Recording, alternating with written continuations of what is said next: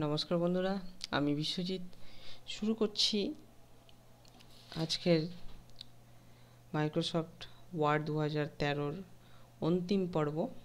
আমরা ইতিমধ্যে 10টি পর্ব শেষ করে এসেছি। আজ একাদশ পর্ব বা অন্তিম পর্ব। এই পর্বে আমরা কিছু বিস্তারিত আলোচনা করব। তবে রিভিউ ট্যাব এবং ভিউ ট্যাব, এই দুটো ট্যাব আমাদের বাকি রয়েছে। এই দুটো ট্যাব আমরা আজকে কমপ্লিট করে দেব। তো চলুন শুরু করা যাক।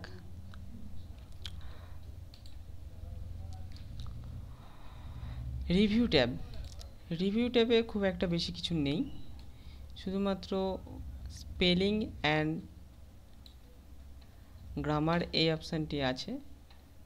তো স্পেলিং অ্যান্ড গ্রামার সম্ভবত আগে কিছুটা আমি বলে এসেছি। যেমন ধরুন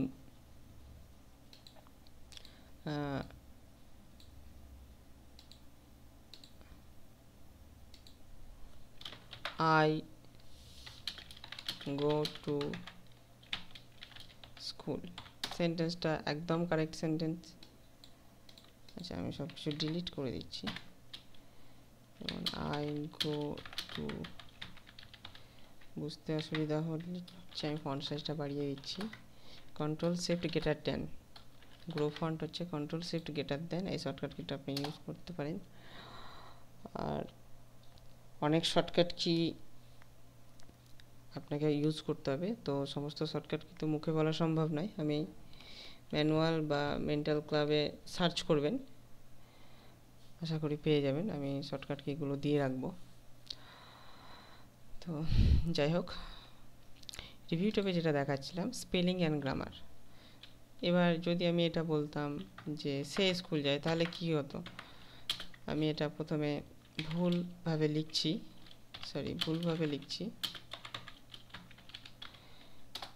এখানে কি ভুল আছে দেখুন, স্কুল বানানটা ভুল, তাহলে SCH হয়ে গেছে। এটা কী হওয়া উচিত? SCHL। তাহলে স্পেলিং অ্যান্ড গ্রামারে ক্লিক করুন। দেখুন এটি দেখাচ্ছে, সাজেশান এখানে দেখাচ্ছে, অর্থাৎ যেটা চেঞ্জ হবে সেটা চেঞ্জ করে দিন। ঠিক আছে, আপনি ভয়েস শুনতে পারেন প্রোনাউন্সিয়েশনটা, তো যেটা হবে আর কি সেটা চেঞ্জ করে দিতে পারেন। যদি মনে করেন না এই ওয়ার্ডটা ঠিক আছে আমার লেখা, কম্পিউটারের ডিকশনারিতে নেই, তাহলে অ্যাড করে দিতে পারেন কম্পিউটারের ডিকশনারিতে। আর এই ওয়ার্ডটা ভুল, সেই জন্য আমরা এটাকে কোনটা হবে এই দুটোর মধ্যে স্কুলটা হবে, তাই চেঞ্জ করে দিলাম। আচ্ছা, এখানে আরও একটু ভুল আছে যেটি আমার এখানে শো করছে না। তো এখানে আমি ভাবলাম হয়তো শো করবে, কোনো সময় সিস্টেমের কিছু প্রবলেমের কারণে এটি শো করে না। এখানে রেড কালারের দাগ এসেছিলো, রেড কালারের দাগ আসা মানে ওই জানি যে স্পেলিং মিস্টেক। আমরা রাইট ক্লিক করেও এই অপশানটা পেতে পারি। আর যদি সবুজ কালারের দাগ আসে তাহলে সেটা গ্রামারের মিস্টেক, আমরা জানি। তো এখানে সবুজ কালারের দাগটা এখানে দেয়নি, আমি এমনি ঠিক করে দিলাম। যাই হোক, তো আপনার কম্পিউটারে দেবে। আমার হয়তো সিস্টেমে একটু প্রবলেম হয়েছে, ওই জন্য হয়তো দিল না। তো আরেকবার আমি ট্রাই মেরে দেখছি যদি দেয়।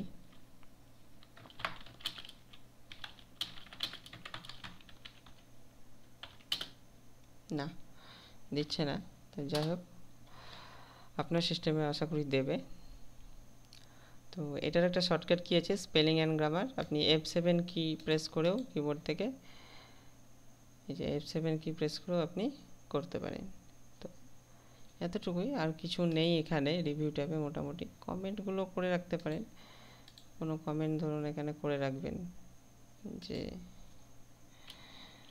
ধরুন রং ওয়ার্ড, ব্যাস, আর কিছুই না। আপনি লিখে রাখেন রং ওয়ার্ড বা স্পেল মিস্টেক করেছিলেন এই বলে কিছু একটা কমেন্ট করে রাখলেন। আর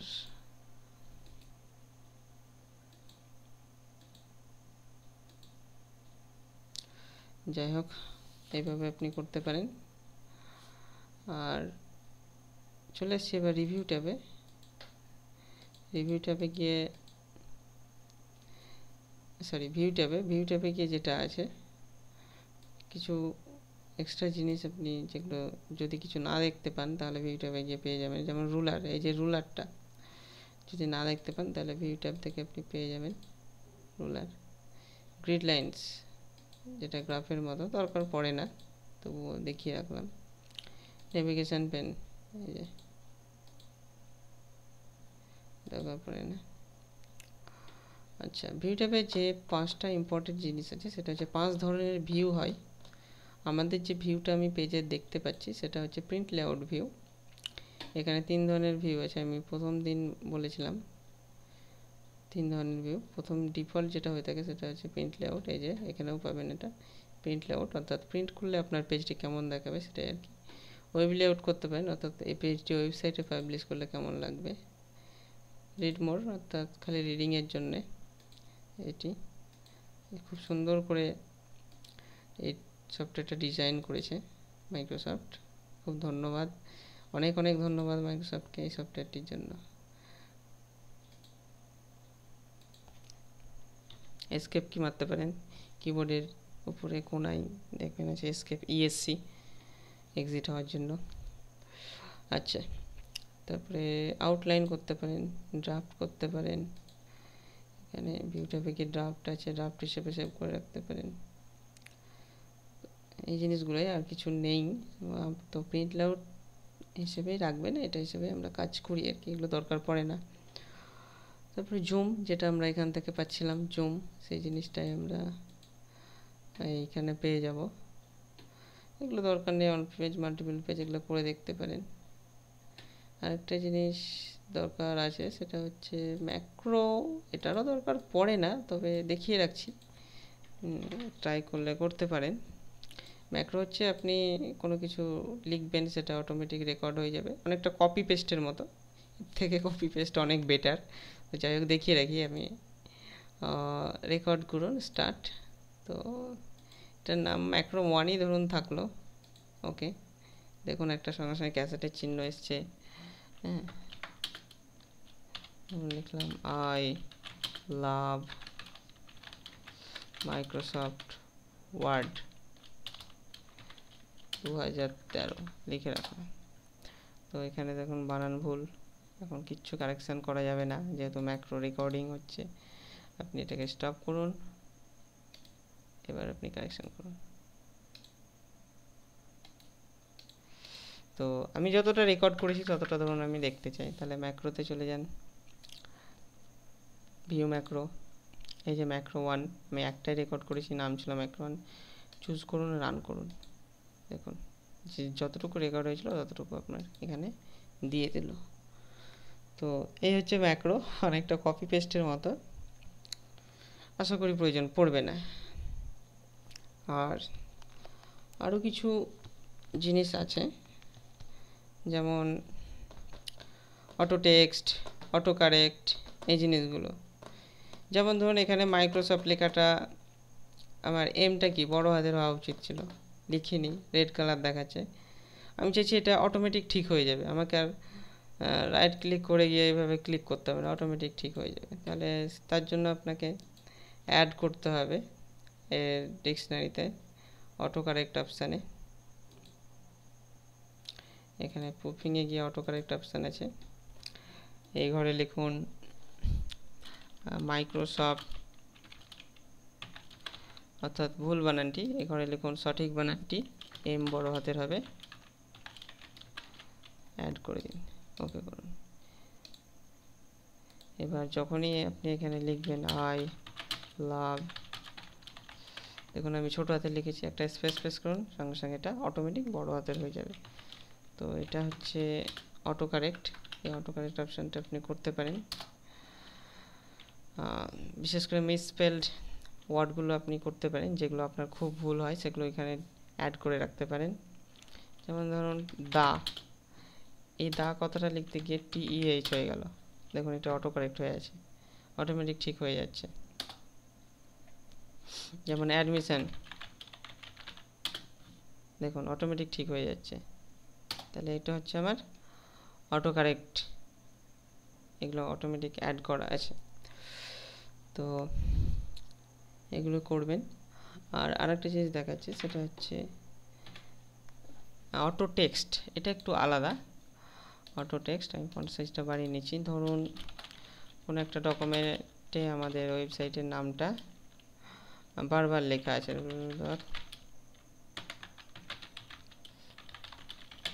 তো এত বড় নাম একটা বারবার লেখা ক্রিটিক্যাল একটা ব্যাপার। আমি ভাবছি এর যদি কোনো শর্টকাট, আমি ধরুন দ্য মেন্টাল ক্লাব, এর শর্টকাট হতে পারে TMC। ধরুন এটা একটা শর্টকাট, ধরুন TMC লিখবো, automatic the mental club .com চলে আসবে। এই ধরনের একটা শর্টকাট করতে চাইছি, তাহলে সেটা হচ্ছে অটো টেক্সট। অটো টেক্সট আপনি করতে পারেন। তার জন্য আপনাকে যেটা করতে হবে, যে টেক্সটটা শর্টকাট করতে চান সেই টেক্সটটাকে সিলেক্ট করতে হবে। সিলেক্ট করার পর কিবোর্ড থেকে অল্ট প্রেস করে F3 প্রেস করুন। F3 প্রেস করলে পরে এখানে দেখবেন নেমের জায়গায় ওই নেমটা দেখাচ্ছে, ওটা মুছে দিন, দিয়ে শর্ট নেমটা দিয়ে দিন TMC। ওকে, শর্ট নেমটা TMC দেওয়ার পরে ওকে করার পরে যেখানেই আপনি TMC লিখবেন, তবে TMC লেখার পরে অবশ্যই F3টা প্রেস করতে হবে। F3 প্রেস করবেন, সঙ্গে সঙ্গে চলে আসবে। TM লিখলেও সম্ভবত চলে আসে, অর্থাৎ প্রথম দুটো ম্যাচ করলেই চলে আসে। F3 প্রেস করলে চলে আসবে এটা। তো এটা হচ্ছে অটো টেক্সট। কোনো লার্জ একটা নামকে খুব সহজে শর্টে কিভাবে আনা যায় তার একটা উপায় এই অটো টেক্সট। তো মোটামুটি আমরা কমপ্লিট করে ফেললাম। তো অনেক কিছু স্কিপ হয়েছে এবং অনেক কিছু হয়তো আমার ভুল হয়েছে। তো কোনো কিছু যদি ভুল হয়ে থাকে অবশ্যই মার্জনা করবেন এবং চেষ্টা করবেন ভুলটা ধরিয়ে দেওয়ার। Microsoft office word 2013 Bangla tutorial complete করে ফেললাম আমরা।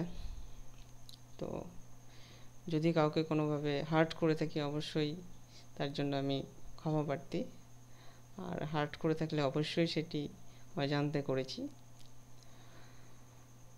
তো আপনাদের যে কোনো সমস্যার জন্য আমি সবসময় আছি। কমেন্ট করুন, অসংখ্য কমেন্ট করুন, শেয়ার করুন, আপনার প্রবলেমস আমাকে বলুন, আমি যত দ্রুত সম্ভব সলিউশন দেওয়ার চেষ্টা করব। আর ফলো করুন আমাদের এই ওয়েবসাইট, আর অনেক অনেক কমেন্ট করুন। ধন্যবাদ, ভালো থাকবেন, সুস্থ থাকবেন।